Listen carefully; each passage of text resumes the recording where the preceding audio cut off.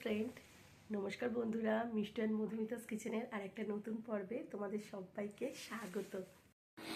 ট্যাংরা মাছ একভাবে খেয়ে খেয়ে বোর হয়ে গেছো? কিছু চিন্তা নেই, আজ যেটা রেসিপি নিয়ে এসেছি এইভাবে ফোড়ন দিয়ে এইভাবে একবার এই পদ্ধতিতে ট্যাংরা মাছের রেসিপি করে দেখো। মুখে লেগে থাকবে, আর গরমে ভীষণ উপাদেয়, ভীষণ উপকারীও। ভিন্ন স্বাদের এই রেসিপিটা জানতে হলে আমার সাথে থাকতে হবে। তো প্লিজ স্কিপ না করে দেখার অনুরোধ রইল। আর নতুন বন্ধু হলে চ্যানেলটাকে সাবস্ক্রাইব করে নিয়ে একটা লাইক দিয়ে দেখতে থাকো। বসিয়ে দিয়েছি, দিয়ে তাতে বেশ কিছুটা সরষের তেল আর 1 চিমটির মতো মানে হাফ স্পুনেরও কম হলুদ অ্যাড করে দিয়েছি।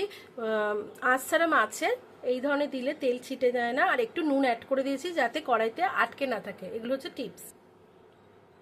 তেলটা খুব ভালো গরম হয়ে গেলে ট্যাংরা মাছগুলোকে আস্তে আস্তে ছেড়ে দেবো। বন্ধুরা, ট্যাংরা মাছগুলোকে তেল, নুন আর হলুদ ভালো করে ক্লিন করে নেওয়ার পর আমি 20 মিনিটের মতো মাখিয়ে রেখেছিলাম। এবার একটু মিডিয়াম ফ্লেমে এটা ভাজতে হবে, একটু ফটফট করে, ওই জন্যই হলুদ আর তেল মাখিয়ে রেখেছিলাম নুনও।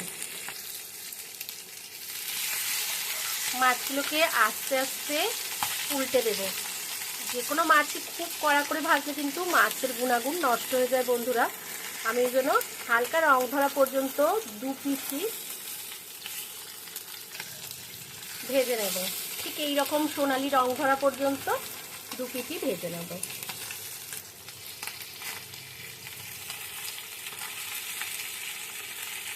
এক পিঠ খুব ভালো করে ভাজা হয়ে যাচ্ছে, আর এক পিঠটা ভেজে নেব। প্রতিটা ট্যাংরা মাছে কিন্তু ডিম ভরা আছে বন্ধুরা, তাই ডিম ভরা ট্যাংরা দিয়ে কী করি আমার সাথে থাকতে হবে কিন্তু বন্ধুরা। তো দেখো, দুটো দিকই কিন্তু সোনালি করে ভাজা হয়ে গেছে। তো এইবার আমি তেল থেকে তুলে নেব। মাছগুলোকে তুলে নিয়ে কড়াইতে যে তেলটা অবশিষ্ট আছে সেটাই রেখে দিয়ে আরও 1 টেবিল স্পুন মতো সরষের তেল অ্যাড করে দিলাম। দিয়ে 1/4 স্পুন মেথি আর সাদা জিরে হাফ স্পুনের মতো অ্যাড করলাম। ফোড়ন থেকে একটু মিষ্টি গন্ধ এলে 1 স্পুন আদা, রসুন আর কাঁচা লঙ্কা বাটা আর 1 টেবিল স্পুন ধনে পাতা আর পেঁয়াজ বাটা, ধনে পাতার ডাঁটি আছে বেসিক্যালি, আর পেঁয়াজ বাটা এটা আরও একটু অ্যাড করে দিলাম আর 1 স্পুনের মতো। আরও একটা সরু করে কাটা ছোট ক্যাপসিকাম কুচি অ্যাড করে দিয়ে নাড়াচাড়া করে একটু কাঁচা ভাব যাওয়া পর্যন্ত ভেজে নেব। এই সময় পরিমাণ মতো হলুদ গুঁড়ো, পরিমাণ মতো নুন, তো লঙ্কা গুঁড়ো, পরিমাণ মতো মানে একটা মিডিয়াম সাইজের টমেটো বেটে দিয়ে নাড়াচাড়া করে মশলাটাকে তেল ছাড়া অবধি কষিয়ে নেব। একটা খুব সুন্দর হালকা পাতলা ঝোল তৈরি হবে বন্ধুরা। এরকম হালকা রেসিপি গরমের দিনে ভীষণ উপাদেয়, কিন্তু মুখ ছেড়ে যাবে আর ইউনিক টাইপের টেস্ট হয়। যেহেতু ফোড়নগুলোর সঙ্গে আমি যা যা দিয়েছি সেগুলোর সাথে একটা দারুণ টেস্ট হয়। একবার বানাবার অনুরোধ রইল। আর এরকম রেসিপি পেতে প্লিজ আমার চ্যানেলটাকে সাবস্ক্রাইব করে নিয়ে আমার পাশে থাকার অনুরোধ রইল বন্ধুরা। আর পাশে থাকা বেল আইকনটাকে ক্লিক করতে ভুলো না কিন্তু। এই সময় 1 স্পুন বা 1 টেবিল স্পুনের মতো ধনে ভাজা গুঁড়ো অ্যাড করে দিলাম। এটা অবশ্যই করে অ্যাড করবে। দেখো, ঠিক এই পর্যায়ে নাড়তে নাড়তে দেখো মশলা থেকে তেল ছেড়ে দিয়েছে। ঠিক খুব ভালো করে লক্ষ্য করো বন্ধুরা। ঠিক এই পর্যায়ে উষ্ণ গরম জল অ্যাড করে দেবে। যতটা গ্রেভি চাও ঠিক ততটাই অ্যাড করবে। আর একবার এই সময় ঝাল নুন টেস্ট করে নেবে, যে যতটা পছন্দ সেই অনুযায়ী আবার অ্যাড করে নিতে পারো। ঝোল ফুটে উঠলে ডিমে ভরা ভাজা ট্যাংরা মাছগুলোকে আস্তে আস্তে ছেড়ে দেব